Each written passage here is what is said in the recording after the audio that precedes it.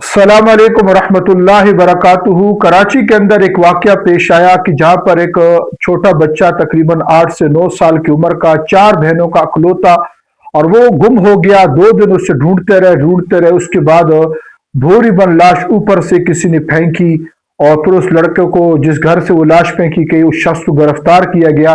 बाद में ये पता चला, वहां के लोगों ने कहा कि डार्क वेब के लिए ये वीडियो बनाता है। अब डार्क वेब क्या है? ये एक खुफिया वेबसाइट है। इसके अंदर जो दुनिया के अंदर जहनी मरीज लोग हैं, मिसाल के तौर पर ज़्यादातर काफिर है, वो ये तशद्दुद, इस चीज़ों को पसंद करते हैं। खुसूसन छोटी बच्ची के साथ तशद्दुद, यानी उसके साथ जिना करते हुए उसको मार देना, या छोटे बच्चे के साथ लवातत करते हुए, गब्बतफेरी करते हुए उसको मार देना। इस किस्म की वेबसाइट को पर फिर ये जहनी मरीज होते हैं। ये फिर इनकी अपनी टीम होती है पूरे मुल्क के अंदर। फिर ये छोटे बच्चों को अगवा करते हैं, उनको तशद्दुद, उनको जिना करते हुए, यानी बदफेरी करते हुए उनको मारते हैं। फिर उनको, उनकी वीडियो बनाते हैं। वीडियो बनाकर उनको फिर वो इन वेबसाइटों पर बेचते हैं। बड़ी महंगी बिकती है ये। अल्लाह पाक हमारी हिफाजत करे कि ये इंतहाई इंसानियत की गिरी हुई हरकतों में से एक हरकत है।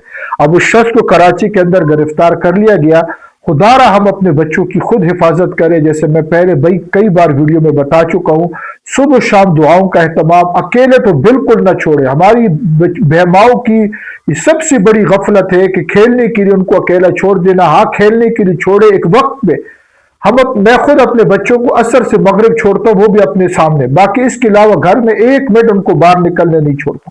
तो खुद हिफाजत करे। सारे उम्र पछताने रोने का कोई फायदा नहीं। आज हमारा कोई नहीं पूछता। तो खुद ही हिफाजत फरमाए। अस्सलाम वालेकुम।